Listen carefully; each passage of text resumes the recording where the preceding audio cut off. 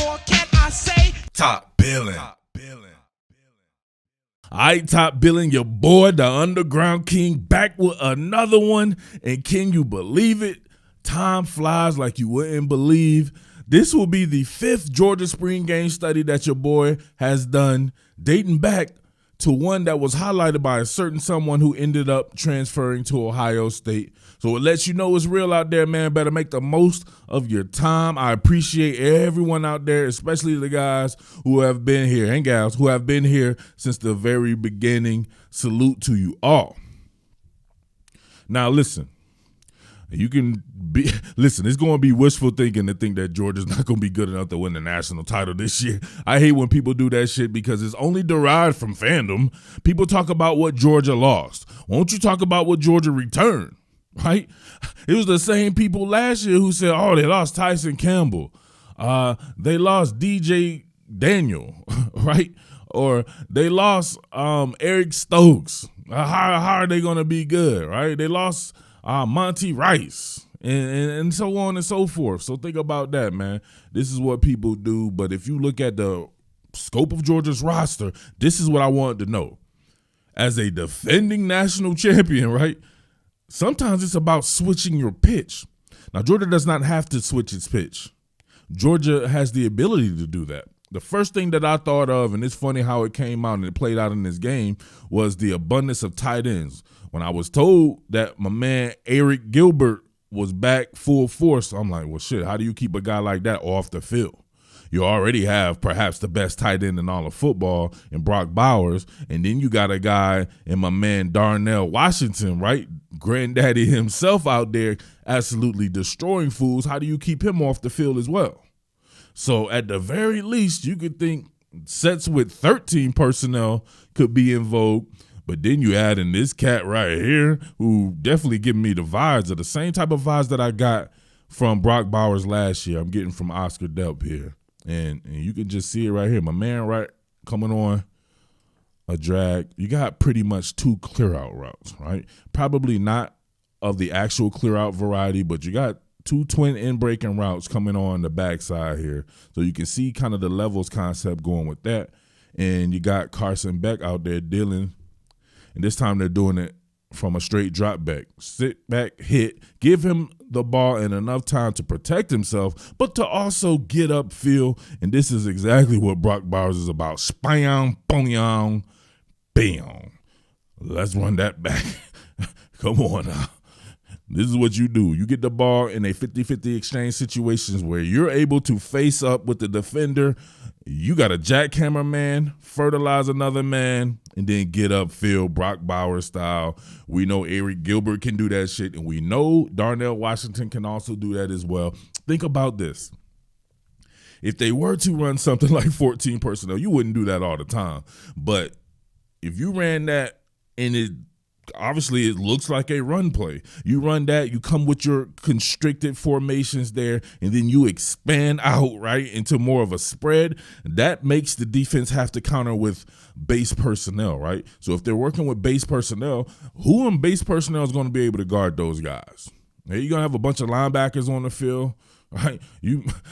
Shit ain't gonna work out well. You able to get these guys the ball in the space on stuff like drag or mesh routes, mesh concepts and stuff like that, and get them the ball in these 50-50 exchange situations. They're gonna run over some defensive backs. Linebackers not gonna be able to keep up with them. That shit is scary.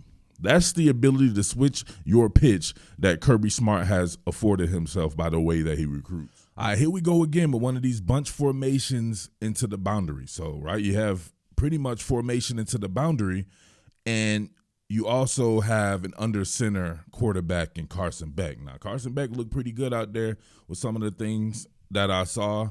Definitely one of these high-level type backups, perhaps, right? There's only so much you can glean from a spring game. I understand that, Mr. Hater, man. When I come around and I do your team's spring game, and then all of a sudden it's no longer a spring game. But when it's some team that you don't give a rip about, it's a spring game. So I understand that. You cannot glean much from a spring game. We've had spring game superstars before that turn into Matt no-handers, landers. So think about that, right? We've had all kinds of spring game superstars, but This one right here, there are some guys that people weren't factoring into this. Dominic Blaylock is on this team. Dominic Blaylock is an NFL slot receiver through and through. We saw that when he was a freshman. You'll see him on a submarine route here. You got Oscar Delp right back on that drag. I believe you have Jackson Meeks with a legit clear out. So then you will really see the levels concept going on right there. Probably read, I would have to imagine 1, 2, 3 on this one. So after a back to the basket fake, and then he gets, you can see him right now looking deep to short. So you got the clear out not there. He can probably see this in his peripheral vision that probably don't want to go there. But look, Oscar Delp open. Great open field tackle though right there. That's something, if he could have probably got the ball in a little bit more space, or it probably doesn't matter right there. That's just a great open field tackle. Look, head on the outside. That's perfect. I absolutely love tackles like that. Head on the outside. You got your hands clasped more around like the knee area there. Then drive. Boom. One of the reasons why it's not feasible to run 14 personnel is because Georgia's loaded. How are you going to keep a guy like A.D. Mitchell off the field? Right? How are you gonna not get the ball to a guy like Kenny McIntosh? And I've maintained this the past couple of seasons. I believe Kenny McIntosh was the best, most impactful running back on Georgia. It's just not his time to shine like the others. I find him to be more explosive than a James Cook with just as good of hands. He can do a lot of the same stuff they did with James Cook, and I find him to be a little bit more in tune with zone running and vision over a Zamir White. Although Zamir White came on strong, and I would love for him to come here to the DMV, baby, and be a Baltimore Raven if they are looking for another running back. So that would be pretty dope right there. But check this out right here. You got Kenny McIntosh here on the wheel. You got Lad McConkey here, who is a good receiver in his own right, on a deep curl. You got Brett Seether here coming on a drag. A.D. Mitchell coming on the drag, so you got that mesh concept going on right here. And I'm not exactly sure what was supposed to be going on with Curious Jackson here, but he got splatter whacked. Bang! Nolan Smith. First of all, how the hell old is Curious Jackson? He's about 25 years old, and he's still getting knocked out.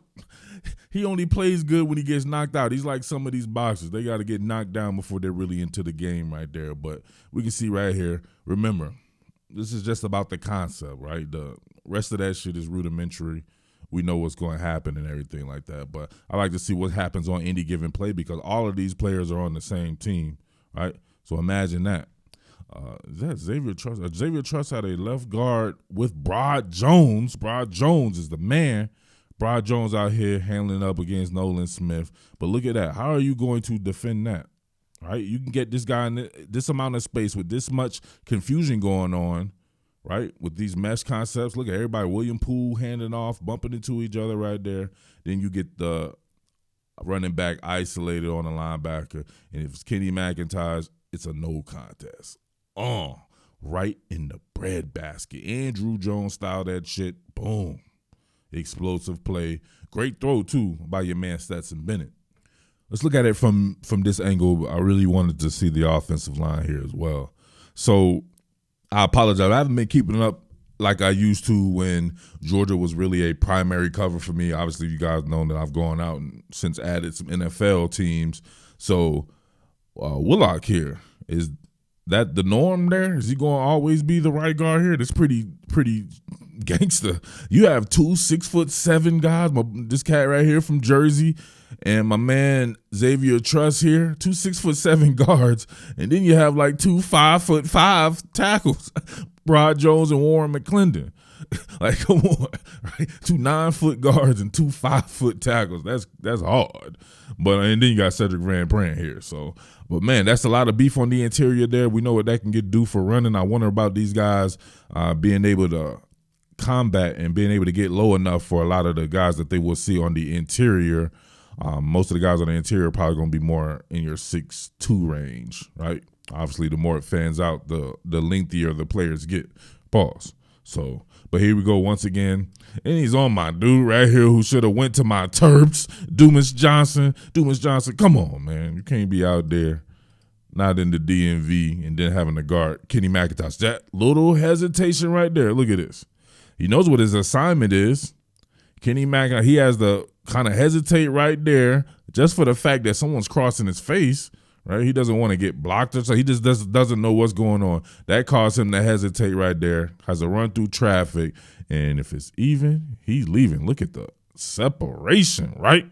Come on now, the Omicron's still going on. You got them new variants and shit like that. You still got to separate out there. Don't be lackadaisical in your approach to social distancing still. Come on.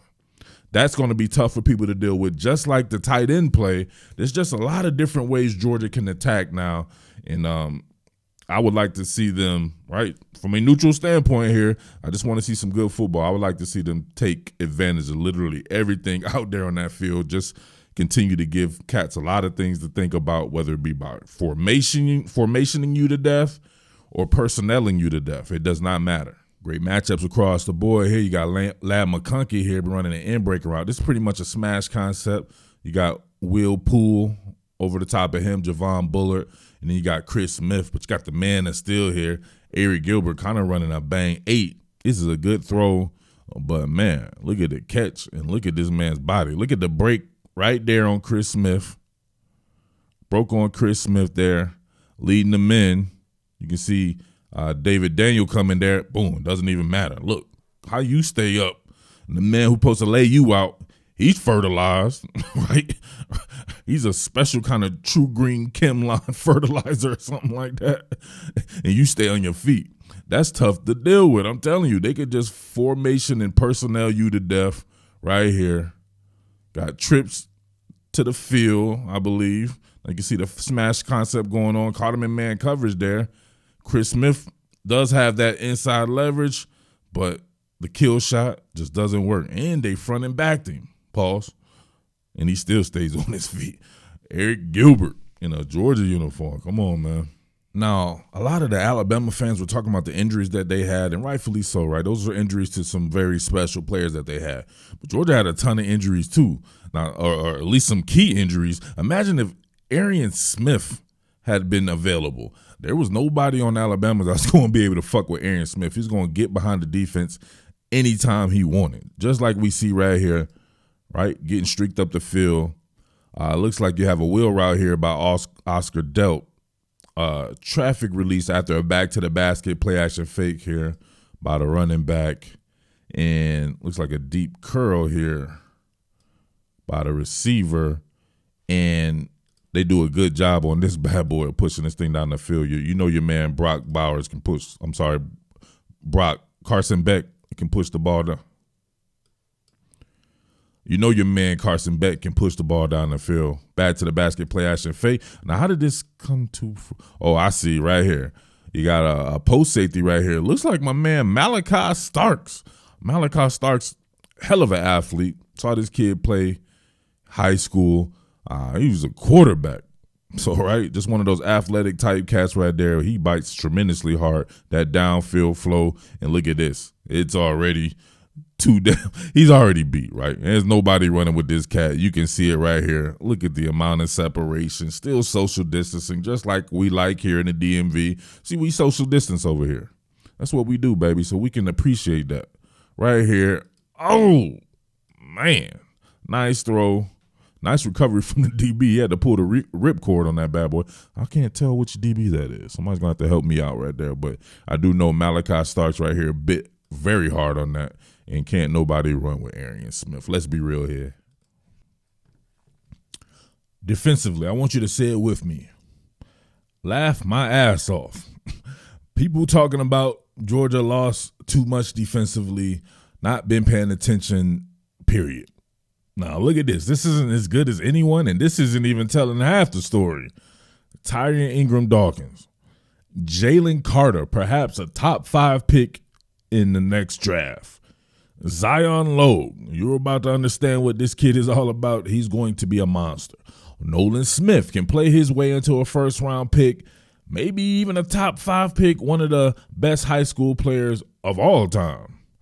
William Poole out here. Got yourself a veteran somehow. William Poole as a Under Armour All-American, I believe, back in the day.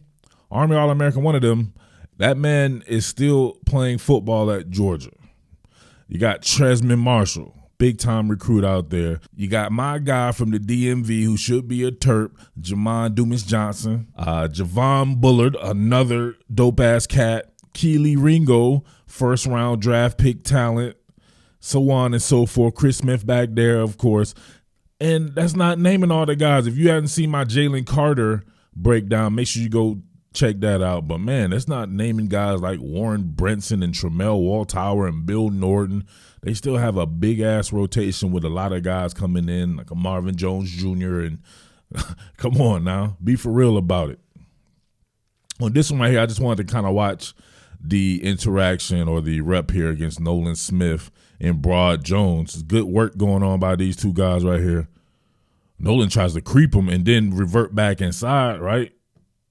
Tries to creep him, vary the speed, make it look like he's going to turn the corner on him right there. There was nothing doing right there. He got his spinal cord collapsed, right? Spinal column all collapsed, right? So he might have to use the restroom in a bag, right? So he tries to double back inside. Broad Jones has to realize that when these guys hit these counter moves, he has to keep shuffling his feet, right? Can't just reach out there. A guy like Nolan Smith is a blue-collar worker. He's going to continue to work. Normally the rep will be over, right? He's shitting in the bag. But nope, he continues to go right there, and he does get back inside. Luckily for him, at least, Stetson was already launching the ball. Stetson couldn't really get much into it, though. Looked like a breach. Tyron Ingram Dawkins in his face and everything. But this is a pretty good play right here. See, Lad McConkey stacked Keely Ringo, but you can see the makeup speed by Keely Ringo. Now you can say the ball was a tad bit underthrown. Obviously, he couldn't step into it there, but it was still a pretty good throw. But Keely Ringo with that makeup speed, I say it was a bang-bang play right there, not pass interference, but I think it's a good rep. You get to show what both boys are about because Lad McConkey did stack that man and was clearly over top of him. Pause. All right, I'm going to go ahead and call it right there. You know we got to get a lot of life out of the spring game because after that, shit get dumb boring around here. Crickets and tumbleweeds and all kinds of shit. So we got to get that. I want to concentrate maybe a little bit on the line of scrimmage defensively, but I really wanted to get more on that offensive line and some of the other things that I saw in there. I think Georgia's going to be a very good team. Again, could definitely be pushing to be in contention for that national title. A lot of good teams out there, man. I can't wait to see Ohio State, of course, Alabama. Some of these other teams are even inside of the SEC as well. Want to know what Tennessee is about out there. Tennessee doing South Carolina. South Carolina has some pieces there. So it should be an interesting season there, but none more so than the University of Georgia, your defending national champion, University of Georgia. All right. It's your boy Murph, the Underground King, as always. Thank you for the support out there. All my top Billin villains, your boy is out. Peace. What more can I say? Top Billin.